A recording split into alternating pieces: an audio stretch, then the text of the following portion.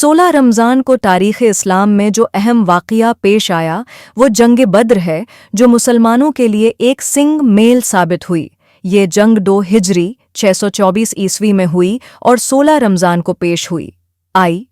इस दिन का तज़क्रा कुरान मजीद में भी किया गया है और इस वाक़या की अहमियत को इस्लामी तारीख़ में बहुत ज़्यादा माना जाता है।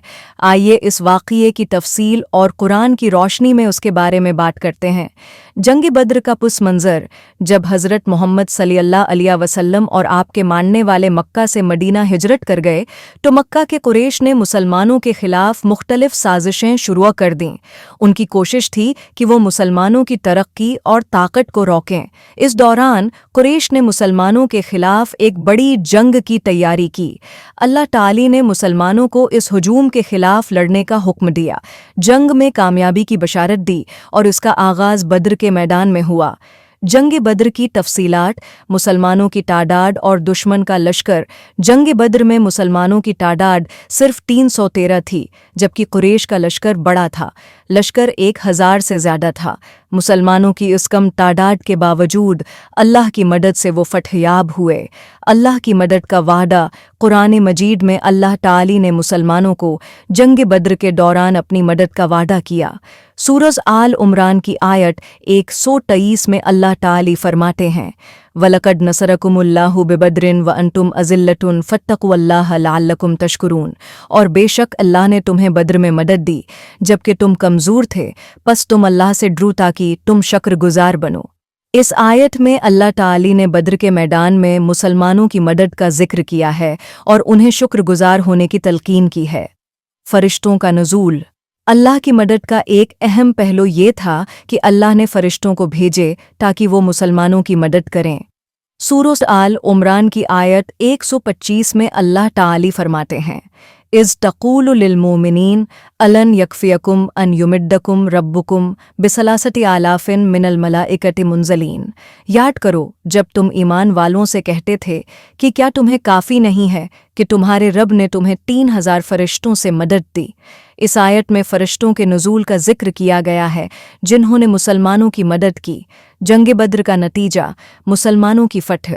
जंग बद्र में मुसलमानों ने कुरैश को शिकस्त दी। इस फतह का मुसलमानों के ईमान और उनकी ताकत में बहुत बड़ा किरदार था। इस जंग में कुरैश के कई बड़े सरदार जैसे अबू जहल मारे गए, जिसने मुसलमानों को मज़ीद क़ुव्वत और हौसला दिया। अल्लाह की मदद और फतह का राज कुरान मजीद में अल्लाह ने इस बात को वाज़ेह किया है कि मुसलमानों की ये फतह अल्लाह की मदद से मुमकिन हुई थी। सूरह अल अनफ़ाल की आयत 17 में अल्लाह ताली फरमाते हैं, फ़लम तक़्तुलवा व इन्नमा अल्लाहु क़तल वमा रमैत इज़ रमैत वलकिन्नल्लाह रमा।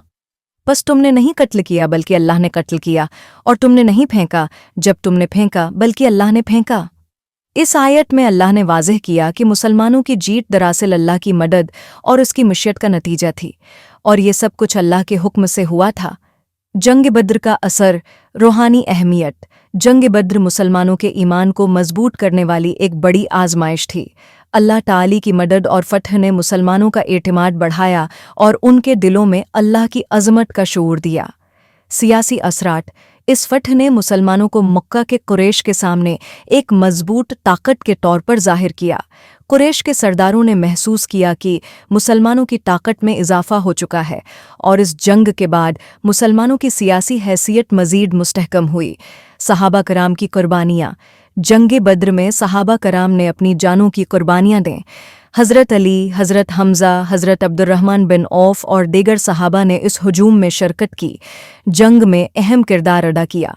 नतीजा, 17 रमज़ान का दिन मुसलमानों की तारीख़ का एक अहम दिन है जिसने इस्लामी तारीख़ को एक नया रख दिया। जंग बद्र ने मुसलमानों की क़ुव्वत और अल्लाह की मदद को साबित किया। ये वाक़या मुसलमानों के लिए एक पैगाम है कि अल्लाह की मदद से ही बड़ी से बड़ी मुश्किलात को शिकस्त दी जा सकती है, और इस दिन की अहमियत कुरान मजीद की आयत से भी वाज़ेह होती है।